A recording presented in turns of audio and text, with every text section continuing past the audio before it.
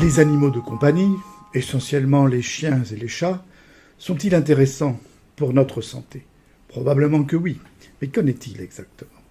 Et surtout en cette période de confinement. Le bien-être est un composant important de notre santé. Or, les sources de stress sont aujourd'hui particulièrement nombreuses.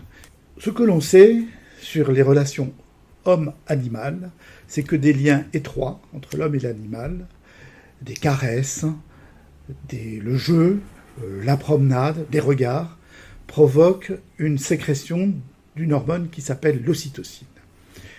Cette ocytocine est appelée plus trivialement l'hormone du bonheur. En effet, elle a une action cérébrale et est responsable d'une sensation de bien-être. Et le plus étonnant, c'est que cela va dans les deux sens, chez l'homme, mais aussi chez l'animal. L'activité physique, qui elle aussi est liée au bien-être, est liée, quand on possède un chien, à la promenade. D'ailleurs, cette promenade permet aussi de faire des rencontres, de discuter autour de l'animal, et permet de rompre l'isolement.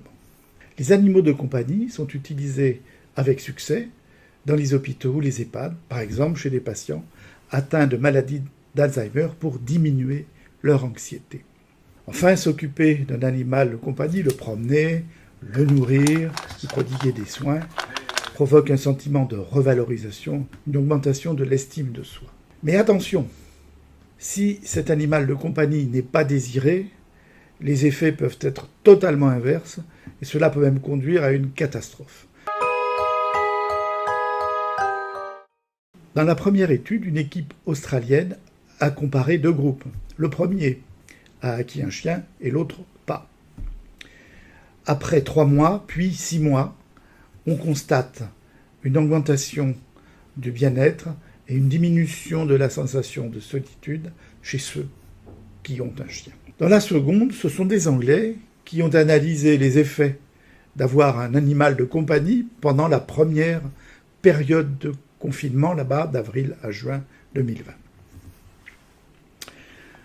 De façon un peu étonnante, l'intensité des relations homme-animal ne différait pas selon l'espèce qui allait des chevaux et des poneys, en passant par les chiens et les chats, jusqu'aux reptiles et aux poissons.